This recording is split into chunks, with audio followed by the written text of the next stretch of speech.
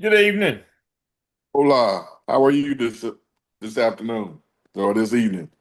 I'm excited to be here. Me too. Me too. You got a good day? I've had a great day. That's good. Had two that passed their proposal defense today. Oh, that's awesome. Yeah. Yeah. One EDCI and one DEOL. So not LS folks, but now tomorrow I've got two finals. One EDLS. I was just on the phone with her. That was me speaking to her as I came on. And hmm my EDCI ladies, they're both doing their final defense tomorrow. So yep. That's So you're on the chair for the EDCI. well, I chair some of their dissertations. I'm not the chair of their I'm program coordinator for EDLS, leadership chair, but I Okay. now they have a program coordinator, but I have some of their candidates hmm that I chair. Um one of the ladies that defended today, she's an EDCI, Jessie. And Oh, okay. so when they have topics that are more in my area, they hmm send them over to me or they choose me. And Okay. so, yep, had a good day today with them. Both of them did it. Now, Kay, she's in organizational leadership, but she's doing mixed methods, and so they brought me in to do methodology for her. So I get to see Okay. everybody. Oh, okay. That's one of the dissertation one of the candidates. Yep, yep. Kay Yeah. did hers today. She's doing Black feminist theory. Oh, okay. In organizational leadership. She's an IT Oh, professional, and okay. hers is about why aren't there more women in leadership in IT? And so, since it's a leadership Gotcha. one, they call me in and it's mixed methods, so I came in and to do that one. So yeah, it's good. Gives me a hmm lot of different perspectives. The EDCI people are the hardest to work with. Um, Trying to get them focused. Um, they have a hard time focusing on content. Okay. So what's some of their common ailments? They think that it's supposed to be pretty, and that's more important than what it says. hmm I don't care what it looks like. I want black and white. But I want to know what you know. I mean, you can hire What you somebody. know? My wife's a wizard. My wife's an EDCI lady. She's a wizard on Canva. hmm But we can hire a kid in high school to do to make pretty slides. But what do they say? I need the person that puts the content on them.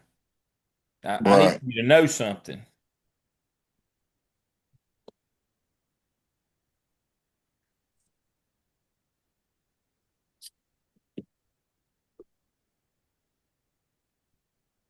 Yeah, that would help a little bit. Yeah.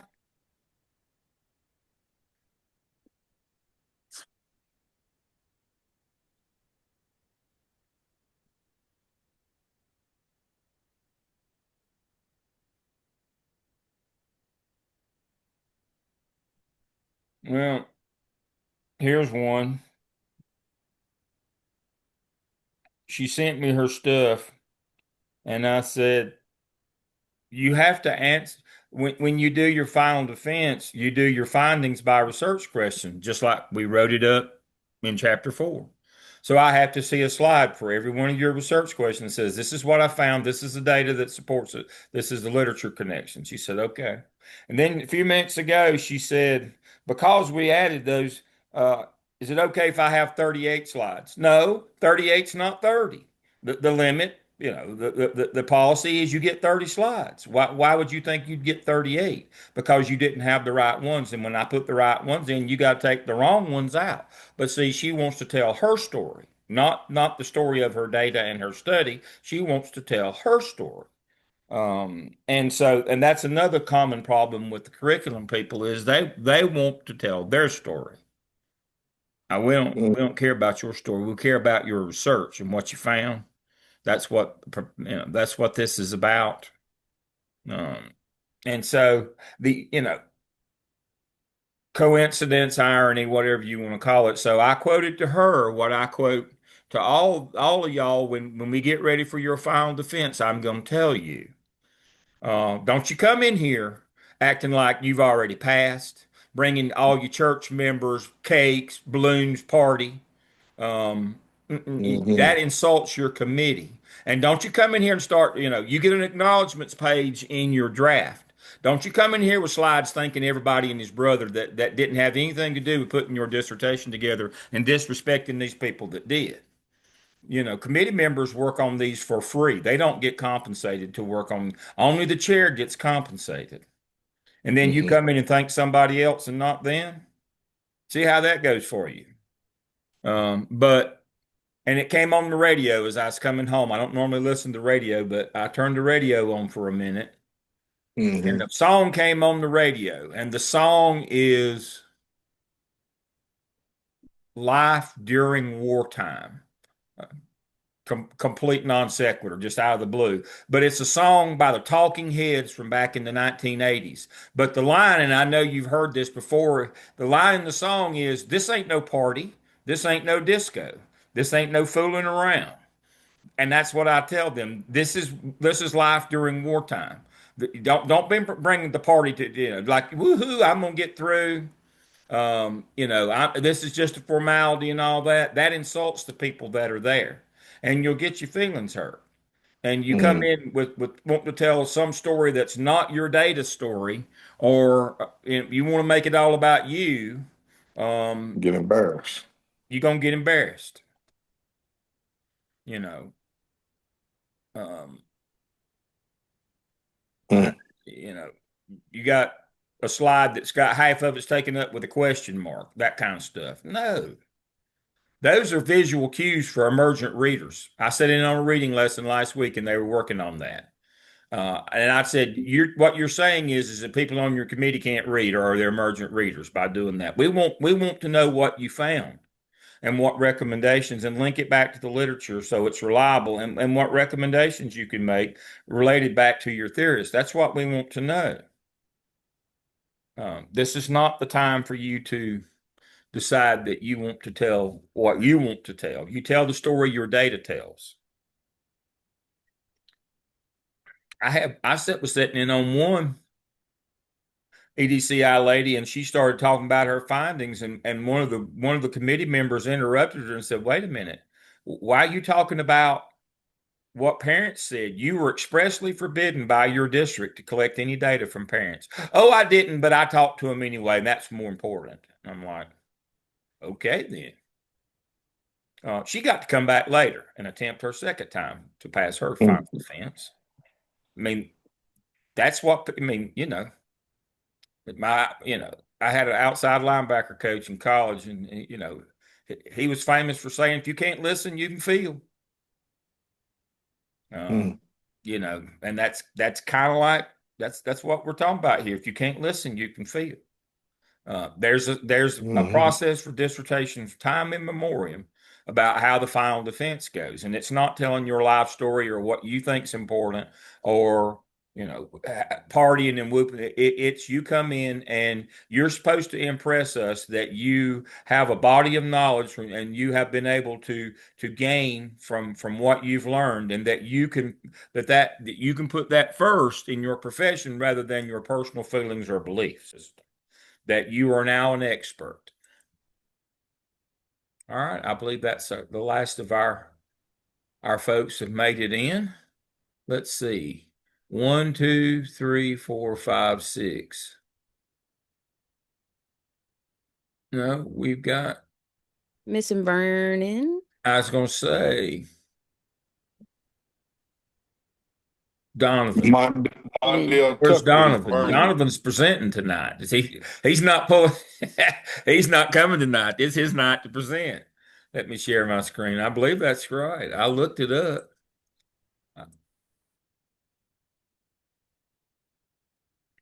I believe he is the person of the hour. Is it not Tuesday, October the 7th? Donovan Vinson, Maxwell's Laws 10 through 12. All right. Let me stop my share. We'll give him another minute here. But this is the most important day of your academic career. And you have to know. I don't tell people that so they get so nervous. I was just on the phone with Carrie. She's at one tomorrow. She's needed to get away from her family so she could focus and concentrate and practice her presentation. I mean, that's what we want. We want you to come in and sound like you're a doctor, whether you whether you are or not. We want you to sound like one. Uh, so uh, uh, let me get that. Why is that not moving? There it goes. All right.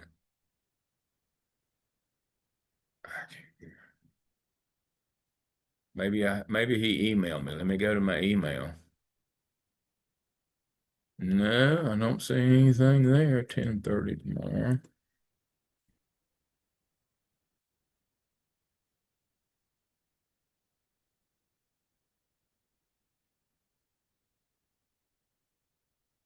Mhm. Mhm.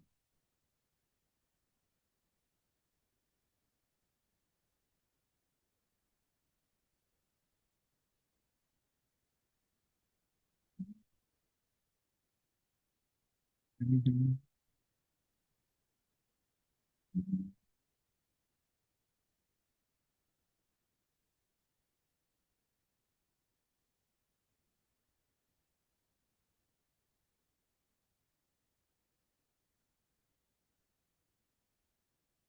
Mhm. Mhm.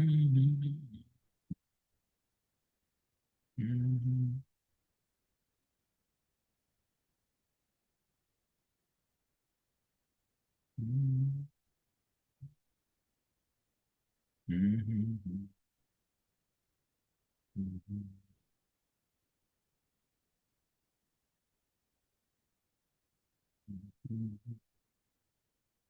Mhm. Mhm.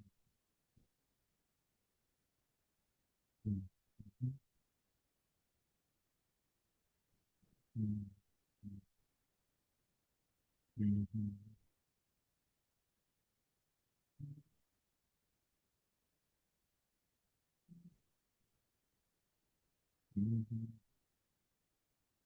Mhm. Mhm.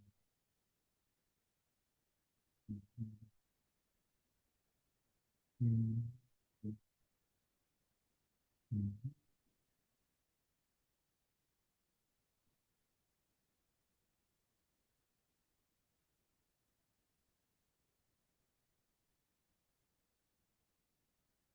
Mhm.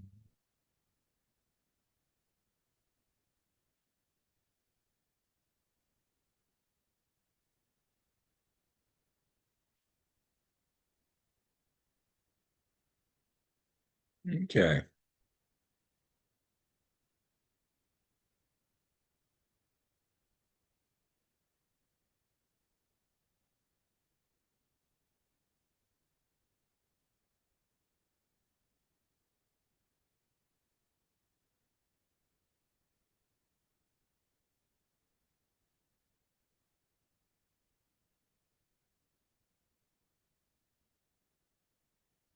All right. Let me see. All right.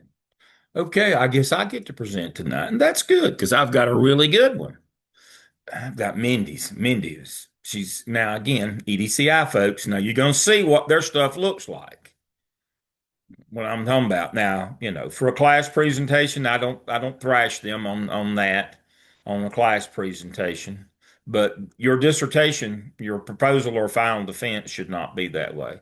But again, you will see how they do things. So this is the 21 irrefutable laws, um, John Maxwell. This is 10 through 12. This is from Mindy. She was my EDCI, one of my EDCI doctorals that came over and did the MSA to EDCI to MSA to get their principal's license. and she's really bright and really smart. But you can see she's got pictures. Um, the law of connection, you have to touch people's hearts before you can ask for their hands. Um, this is slides like I like right here. To make an emotional connection when in a leadership role, what was your defining moment? And then chapter 10, the law of connection. Again, you see what their stuff looks like. Yours should not look like that. This is see how she spaces out, but then she does have one that's a content slide like this. Well, the problem with that is if you're doing a proposal or defense is there's a limit on the number of slides. You can't have the pretty slide. You know, she understands you got to have a data slide, but you can't have the pretty slides in those because there's a limit of 20 on your proposal and 30 on your final defense. All right. So, chapter 10, the law of connection. Emotional connection is critical in leadership and communication. Regardless, it's imperative to have effective communication involving connecting emotionally rather than relying solely on data. The central idea is that great leaders instinctively understand that touching people's hearts is essential for inspiring action and fostering strong relationships. The stronger these connections, the more likely followers will be motivated to support their leaders. All right, let's talk about that. How do you get people, how do you get an emotional connection with people?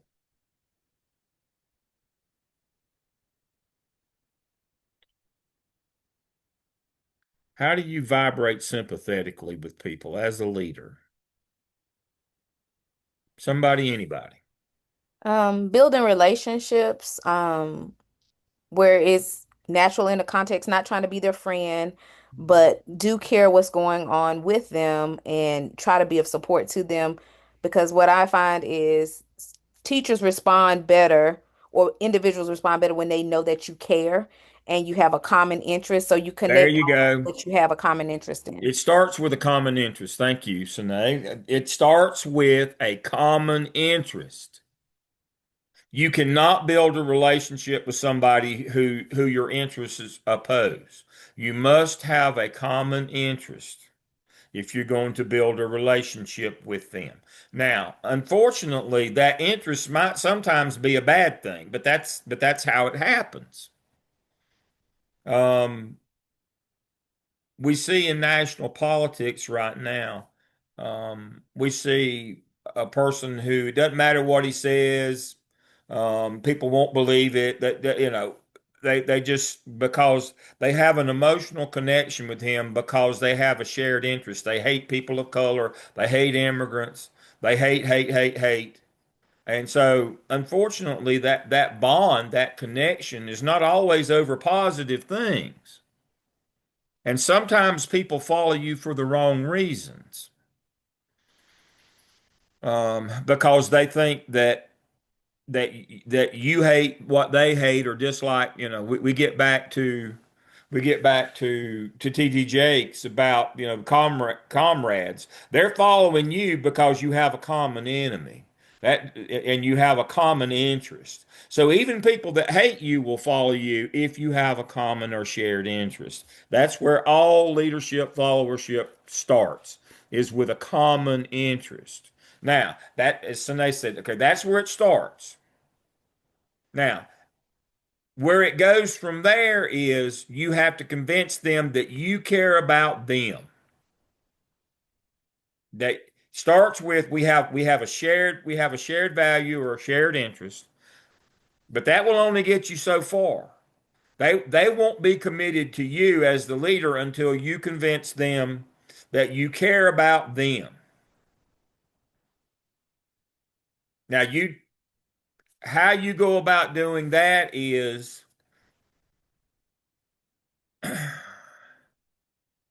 you tell them that you care about them. That's sometimes more important than actually doing something for them. If it's a negative relationship, they're with you because they hate the same people you hate or hate the same thing. Then it's just you just tell them I care about you. But now if it's on the positive side, stay with me here. If it's on the positive, if that connection is on the positive side, then you can't just pay them lip service. They understand you've got to deliver something for me. You've got to show me, not just tell me, you've got to show me that you care. The good part about, the negative relationship where they're with you because you hate the same things and you're negative is you don't have to show them anything. You just have to tell them all the time, and they'll support you because their hate is blinding. But if you're doing this from a positive relationship, a positive, if you want people to follow you because you have a common interest and that interest is a good thing, a positive thing, a just, an honorable, an ethical thing, then you can't just pay them lip service that you care about them. You have to show and do things. That's why that list of when you get your first administrative job, I've got Dale's list of top 10 things to do when you get that first job. First, one of those top 10 things to do is recognize somebody for something that they've done, lend a hand, pitch in, solve a problem, be help, do something. Don't just go to the first faculty meeting and say, "I'm here to help you," and then that's the end of it. You got to have done something, get a win, do something for somebody, recognize somebody, not just that, so and so's doing a good job. What about their job is good? You must deliver in terms of specifics, and you must do something. You got them this, you fix that. That kind of thing. Healthy relationships are based on, and those connections are built on activity and delivering and servant leadership, serving them, doing things for them, not paying lip service. Now, you tyrants can get people to follow them just because they have a common bond in hate. But if you're doing leadership from the proper perspective, then it can't just be it's we have a shared interest and then I deliver for you. I serve you. That's where the connection comes from. If you can do those things, you can connect with people on an emotional level and they will follow you. If you can do neither of those things, they will not follow you. If you can do neither. All right, I keep going back so I can see if Donovan joins us. Yes, he is. All right. Great leaders instinctively understand that touching people's hearts is essential. All right. Frederick Douglass. I didn't know that I was a slave until I found out I couldn't do the things that I wanted. Um, Many leaders struggle with connection because they think it's the follower's job to serve them. I heard a person say one time, said, "Why in the else would you go through all the trouble and aggravation of being in charge if you couldn't do what you wanted and make people do what you want and serve you and reward your friends and punish your enemies?" He said those things out loud. That's exactly the wrong thing. That's what we're talking about. It's your responsibility to serve them, not the other way around. You don't get in charge just so you can boss people around. You get in charge so that you can serve them. Um, Building relationships. You've got you've got to extend the olive branch. Even if they take it and give you a whipping with it, that's your responsibility. You're to build the relationship. You are to serve them and not the other way around. We don't hire people just to abuse them and make our lives easier.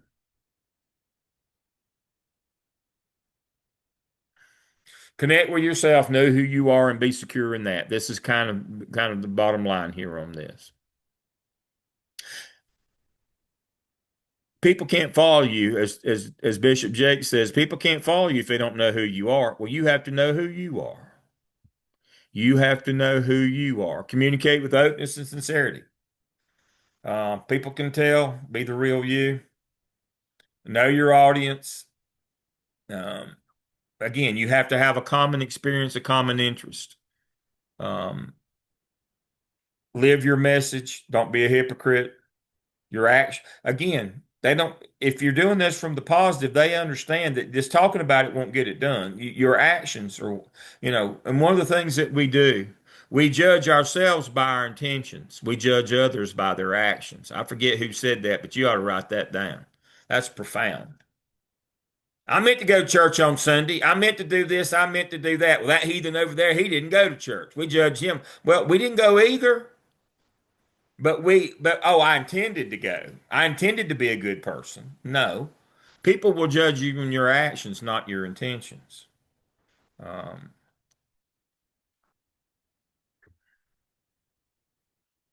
Go where they are, speak to others on a level they understand. Put the focus on them, not yourself. Don't be selfish. Be a servant leader. Believe in them, listen to their opinion, trust what they have to say. Offer direction and hope. Don't just guide your team. Give them confidence that you're going to get there. Confidence that you're going to get there. Why do I talk to y'all all the time about dissertation? And I had this one. I had two proposals today. I've got two finals tomorrow, and I'm always boasting about how many follow me across the stage at graduation. What am I trying to convey to you? Not my greatness. Obviously, y'all already figured that out. But what am I trying to convey to you as your program coordinator? That this might be a difficult journey, but what? It's doable. We have a plan. We can get this done. Don't let these people come walking in that always trying to scare you and all that. That's not that doesn't help people. That's not motivating. We can get this done. I do it every day. I have a plan. I don't operate on hope. Um, and I can get you to the finish line. Our folks can get you there. Um, That's what I'm trying to convey to you through all that. Not just trying to be boastful, but that this is a normal thing. We get it done all the time. But we get it done because we have a plan and we work at it. We work that plan and we work hard. You go and look at that spreadsheet for dissertation sessions. That thing is booked solid. Every Monday, every Friday. I even do extended sessions. I did two last night late. Um, I did one. I did one after. I did two after hour. I did what yesterday's. I did 9 sessions yesterday. But we're gonna get it done, and that's how we get it done. That's how we get it done. And so, as a leader, you've got to convey that I've got a plan, and that you don't just trust me blindly. Here's the plan. I'm here to help you. I'm here to serve you. We're gonna get this done. You got to have faith that we're gonna get where we need to go. And confidence that we can get there. If I can instill that in you, we'll make it. But you're not going to make it if you doubt yourself or you let others stand in your way. All right, let's move on to chapter 11.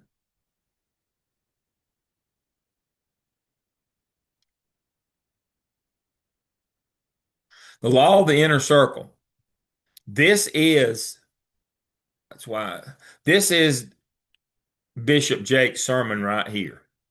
This is his the sermon that we watched last time is this, the law of the inner circle. Now he called it what? Anybody remember what the three terms, the three C's that Bishop Jakes called his inner circle?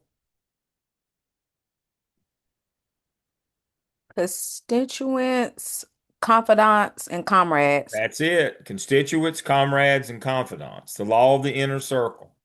What did that you can get fooled thinking that a constituent is a confidant. And that's when you get your heart broke when they leave, or you make the mistake of confiding in putting a comrade in your inner circle. And remember, comrades are only there because they're your enemy is their enemy. They're your enemy too, but there's a greater enemy out there. And you never let those people in your inner circle. The law of the inner circle. The closest people can make or break you. Again, it can't be you alone. I mean, I've got three ladies that work with me, three adjuncts that work with me on my team to get all of y'all through. Um, and got Dr. Bellotto, Dr. Widener, and Dr. Payne. and I've got a good little team. I've got other folks I work with, but that little team, now we get after it. That's my inner circle. Um, and so I tell people that all the time. And Dr. Neal, I tell people that all the time. I got Malia on. She's on with a separate group on another one, but I've got two groups that I work with. I've got Betsy and Malia over here in organizational leadership, and Malia helps me some with some of the other ones. But Betsy just does DEOL. But I've got those two over there plus another one. That's a good strong team, and we're pumping them out. And then I've got Bonnie and Jill and Lisa again on this side over here, and we're pumping them out. And then I've got two on my little team at work, full-time people. I've got Steve and Anita. So I've got three different groups. Now they don't interact because but I've got three different groups that I plug in to help me with students. And I make it very clear that it's a team effort. And one of the things that I try to do with them as well is because of the crazy pay system at Gardner Webb, I try to do as much of the work as I can, but I try to get them to be with the chair so they can get paid. Remember, committee members don't make any money. And so that was that email I just answered a minute ago about Kayla. I met with Kayla at 5 today. I'm not her chair, Malia is, but I'm working with her. And I said by Friday we're going to turn it over to you, and your chair duties can start. But we already got three chapters and all of her instruments done by the time I handed it over to her. Here, now she'll pick it up and run with it now. Uh, but that's what you do with all these three teams that I work with. As much as I can, I give them the money to make sure that they're being compensated. Now, you know, I'm not saying leaders you give all your money away. That's not the point. But you make sure that these folks are being facilitated, that it's not all about you. That not only do you share the credit, but you share the rewards as well. Um, you can't sack up every dollar and expect people to follow you. That's your motivation. That they got to eat too. And so that's the notion here. Let me share my screen.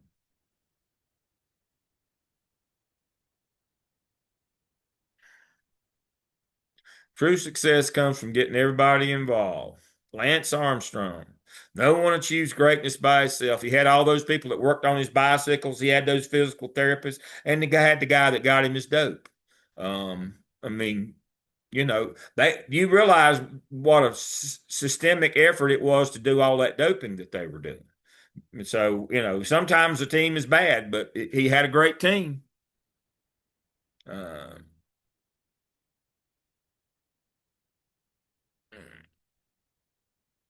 all right. Nobody achieves greatness by themselves. You got to have a team behind you. Uh, but here's the problem. Our inner circle is not usually strategically planned. It is usually filled with people that we like and are comfortable with. Um, let's talk about that one for a minute. I'm keeping an eye on our time. What's wrong with having the people that like you and you like them in your inner circle? The people that are like you, that share the same, that pattern, pretty much the same pattern as you. I won't say characteristics. How can that be good and how can that be bad? John, you're in Charlotte, and what Yes, sir. I'm pointing out John. I'm gonna pick on John for a minute. In Charlotte,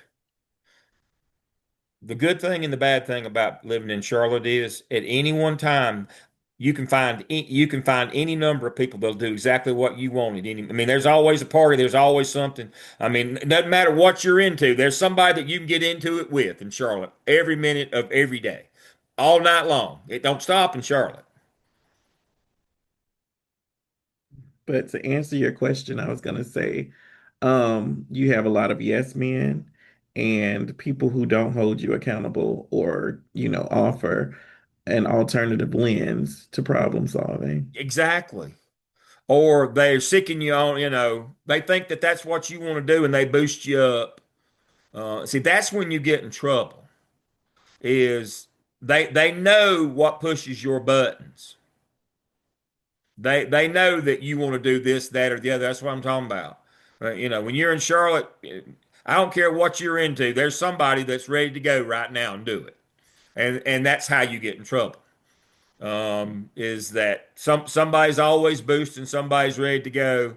Again, it's not just that they're yes men or women. It's they're boosting. Let's go do this. I know, and they're button pushers. They're button. You know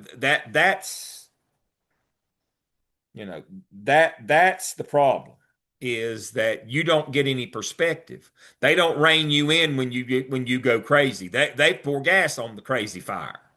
Um, that's the problem that you get into when you don't hire people for their skill or diversity or their opinions or their abilities. It's just they look like you and sound like you and like the things that you like. There's no diversity of opinion.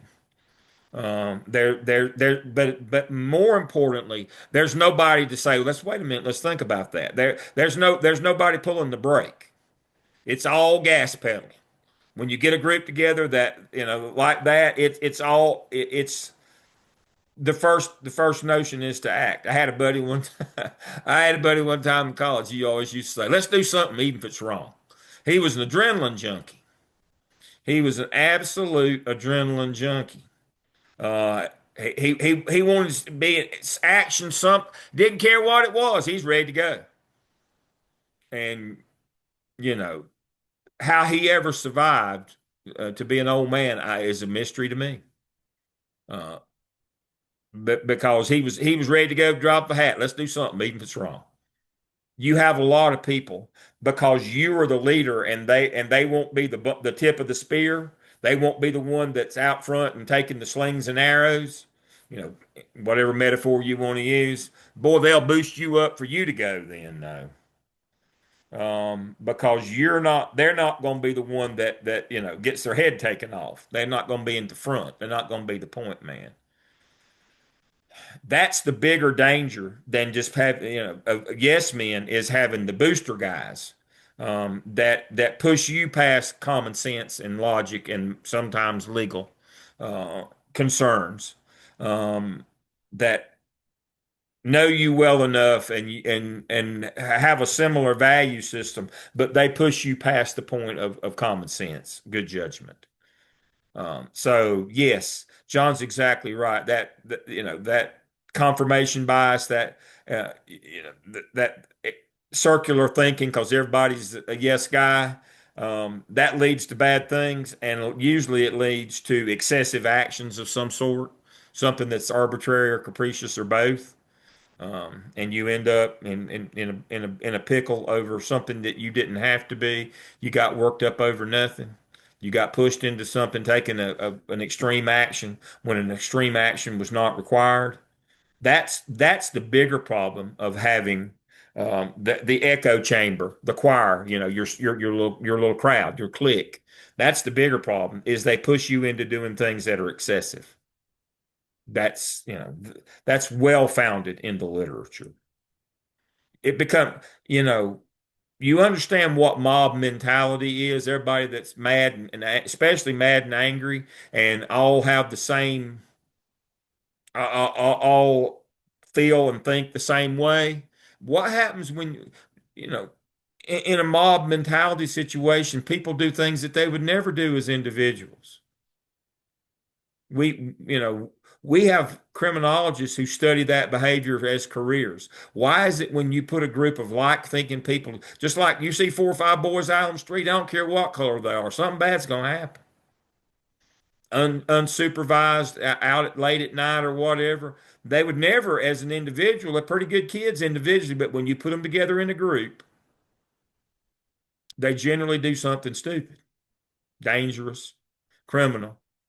That's what we're talking about in leadership. If you just get a bunch of people that are just boost hype guys, you end up doing crazy stuff that you later on think, how in the world did I do something like that? You got to have people with you, but you have to have them for their skill and ability, and they don't just hype you up and tell you, yeah, whatever it is, we're going to go do it. Yeah, it's an emotional connection, but again, you got to be careful because that can push you over the edge. Um, Frederick Douglass, he motivated people about slavery, um, understanding, touching people's hearts, and he had followers that way, and they had different perspectives, but he kind of got them all going. But those different perspectives kind of keep you in the middle and keep you from veering too far one way or the other. That's the whole notion here. So, in conclusion, what to consider when you're getting your inner circle. Again, go back to Bishop Jake's sermon last time we were together, Sunday before last. Um, these are things to add, but more importantly, what category are they? Are they your confidants? Can you share? Are they just your colleagues or constituents, or are they comrades? You just hate the same thing.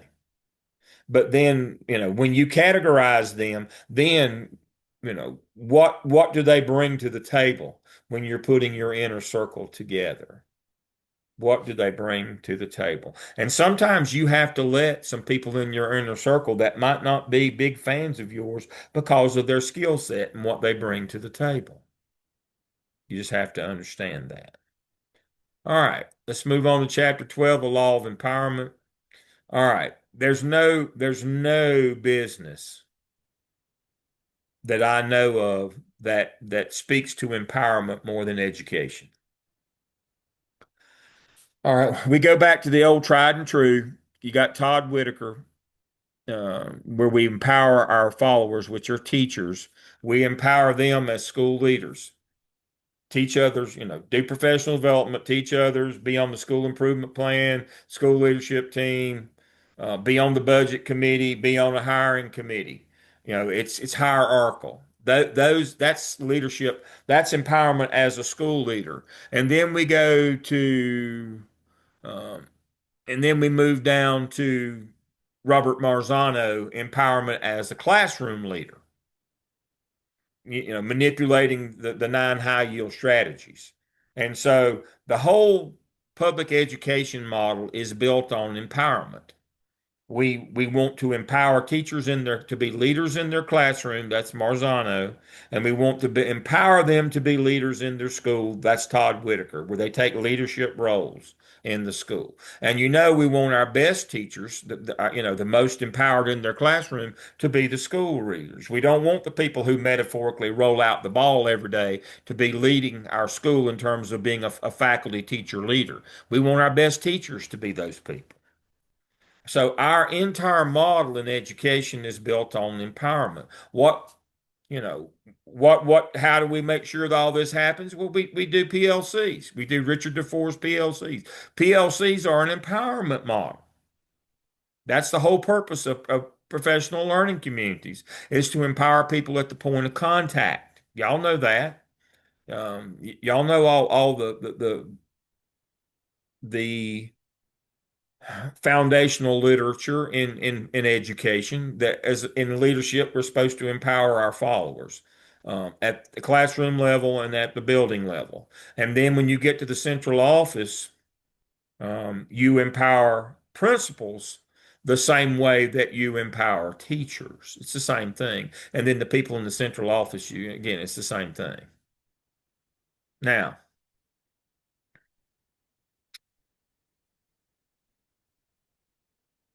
what do directors do at the central office?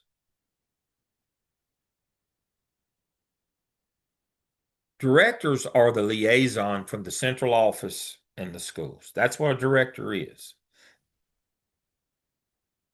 I had a school district that brought me in a couple summers ago to do professional development for all their directors in the district.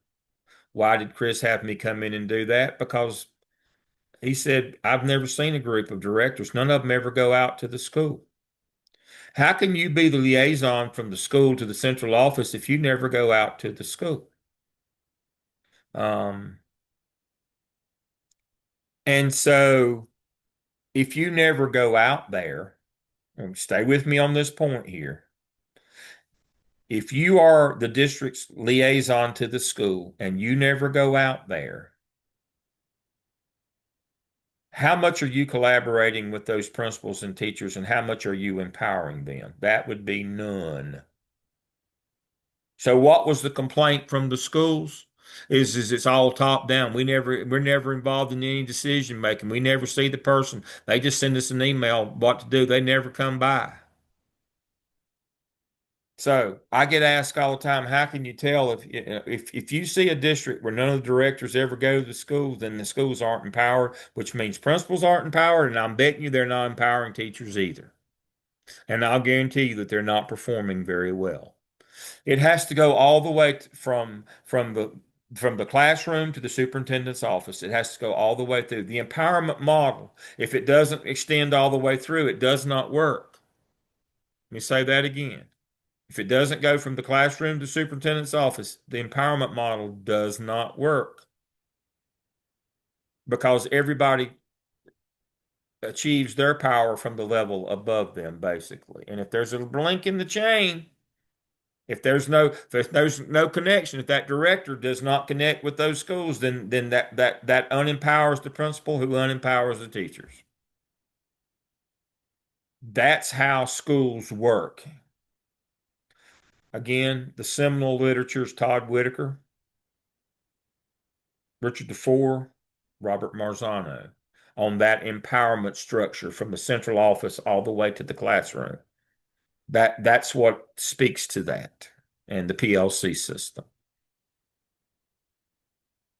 So let's see what Mindy had to say. Which leader are you following? How are you behaving as a leader? People following effective leadership involving helping others reach their potential. And that's the whole notion. When teachers get empowered and they become empowered leaders in their own classroom, that means they're doing great things in the room. And then when they become powered then they get the opportunity to become empowered around the building, and that spreads that greatness to all the other classrooms in the building. And then when we make that link back to the central office, it can spread from school to school. That's how empowerment works. But if there's a break in the link in the chain, empowerment does not work.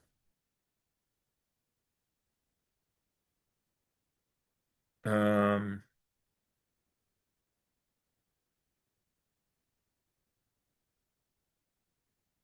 yeah. Leaders who try to suppress others ultimately diminish their own power. The more you suppress your team members, the more likely they are to want freedom, to want away from your team. Ultimately, the leader will diminish their own power because they won't have a team left to lead. Um, your job is to focus on uplifting and raising others, foster a supportive environment. We all know that.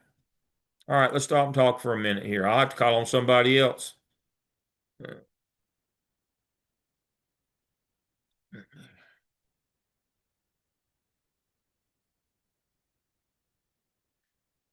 Do you believe that all schools and all principals have the same amount of turnover post-COVID? We're a lot more likely to have teacher turnover post-COVID because teachers are no longer motivated extrinsically. Now it's intrinsic motivation. I've got a new article coming out. It's pretty good about that, about some things, but the literature, the data is very clear in the last 3 years since COVID that you can't use extrinsic things to motivate people anymore. You need to use intrinsic, especially in the school business. And there, that's one of the things that they talk about in the literature about why teacher retention is so bad, attrition is so bad, is that a lot of people are leaving. My question to you is that one of those things that's equal across the board, from what you see or not? Do some principals lose more teachers than others?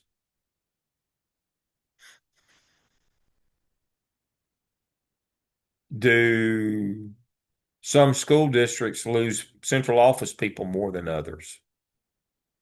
Sometimes you want to. Do do some certain school districts lose more principals than others? I would say yes, you're going to see a revolving door in all of those different arenas Hmm. because sometimes even if they change out a principal, those teachers cannot necessarily follow that leader. So they'll leave. Some of them will leave and try to Yeah. follow Yep. their previous, or they'll leave the business altogether. Yep. And then I think with district level, they're always elevating, which you should always do that. So a lot of times you're going to see a lot of turnover with that because people on the higher level, they're wanting more, they're seeking. So if they're not getting fulfilled in their current position, they're going to Right. revolve out. So I think you can see it. I've seen schools where the turnover isn't that bad, but when that principal leaves, everybody, I've seen all teachers just wipe out and they're starting all over with either people who are not certified Yeah. Yeah. or RLs. Yeah. yeah, it's Residency bad. license. Mhm. Yeah. My point here is there is a certain amount of turnover that's going to happen. But when you hire a person and they turn over, twice as many people as were there when they got there, and even the people they hired turn over, what does that tell you? Well, I will say in our district, and I'm sorry, they're having parade practice next door, but the our district saw a huge turnover with our when we had a new superintendent. Um, After the new superintendent was there for a while, the entire central office left. Hmm. And I think it speaks to you hear a lot more now. They don't make me feel good, or they don't talk to me in a way that I respect. Yeah. So, Intrinsic. That's exactly right. so you have to That matters now. yeah, it really does. And you have to, my principal used to say, you have to stroke people's egos a lot more and their feelings a lot more than in the past. Yeah, you do. So I think Monique just hit the nail on the head. If you see people who are turning over a lot of folks, I mean, even I'm not just talking about the ones that were there when they got there, but they hire new ones and they turn over. Ding, ding, ding, ding, ding, red flag. And I guarantee you 99% of them will say exactly what Monique just said. It wasn't that they were mean to me or that they did me dirty or my money or whatever. I just didn't feel good. I didn't like how I felt. I didn't feel valued. It will always have the word feel in it. When people say, "Well, Dale, what is intrinsic?" When you hear somebody say something about how they feel, that's what we're talking about. And so when people don't feel empowered, when they don't feel heard, they don't feel seen, they don't feel valued, those are all intrinsic things, they will leave. They'll find a way. They will find a way to go. Empowering people means you listen to them, you respect them, you value them, um, you care about them, you ask their opinion. You reward or acknowledge or recognize them. That's what we're talking about here. You don't have to be a bad boss for people to leave you. If obviously if you yell and scream and throw stuff and do all that, people are going to leave. But I've seen people say, I don't understand why I've got so much turnover. This is, they never pick. Well, but how did that person make them feel? How did it make them feel? And that's the notion of empowerment. Let me say that again. That's the notion of empowerment is people feel self-efficacy. They feel like they can do it. They feel valued. And if they feel that way, they do better. You look good, you feel good, you look good, you do better. That's the whole notion. My father told me a long time ago, don't see too many men in a nice suit in a drunk tank. When you dress up, you do better. You feel better. You know, that's portrayed, and you know, how you feel affects what you do. You got to understand that. All right. We're getting near the home stretch here on these. I will post this one under tonight's lesson. This slideshow, Minnie did a great job with it. All right. And then to conclude, the law of empowerment continued. There are several barriers to empowerment. The desire for job security. Some leaders worry about helping others and letting them grow. They'll pass them up, or they'll take them over. They'll be dispensable. Resistance to change. That's the biggest one, and lack of self-worth. Resistance to change is the biggest problem. This whole notion that I'm in charge. My name's on the deed. I don't want to change that. The reason I got in charge was so I could be in charge, not help others. It was about me and my lust for power and control. Um, that's those are the barriers to empowerment. But remember, empowering people is about how you make them feel. Um, and if they feel bad, then you've not done your job, and they will eventually leave you as soon as they can. Or in modern times they will seek to make you leave. They will try to oust you. So understanding, since COVID, the data is very clear. Intrinsic motivation, how you make people feel, is a lot more important than the extrinsic stuff. You better know that. All right, I'm going to put this PowerPoint from Mindy under tonight's lesson under Zoom session 4 or whatever it is.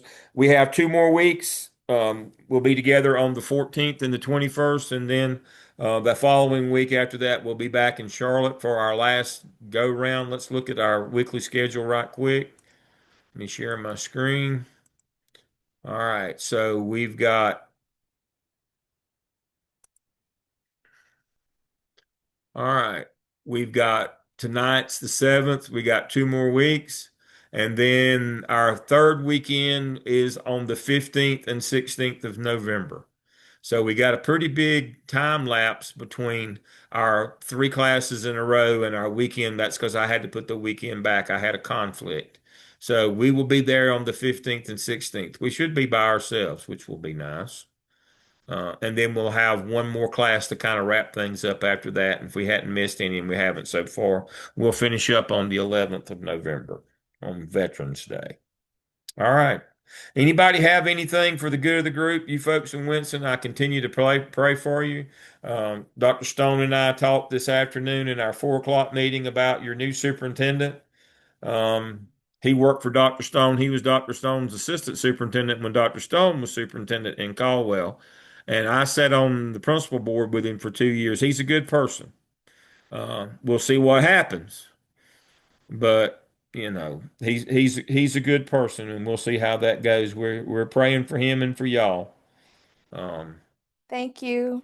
so I hope it all works out for everybody. So if you need me, call me. I'll see you next Tuesday night. All Everybody right. have a good week. Hey, Doc, before you go, is there any way you can post that the TD Jakes video? Because you had the whole video, The one we the watched TD Sunday before Jakes last, video. the Jake's video. Yes, sir. Yes, I yes. can You had I the whole, can you had the full it's a video, right? Facebook link, but I can get it to you. I'll Oh, post it in our shell. okay. I'll That's put why I it. couldn't I'll find it. put I was it. trying to. I'll put it under the. We watched we watched that last Sunday. I'll put it Correct. under that section for Sunday, September, whatever it was that we watched it. I'll put it there. It's a link in Facebook. It's kind of hard. Okay. It's kind of hard, but I think I can do it that way. I'll do it that way. Yeah, that sounds All good. right. And I'll Thank you, put sir. Mindy's presentation from tonight that under tonight's Zoom session link. All right. Thank All right. y'all. I appreciate you. Uh, Good night. peace.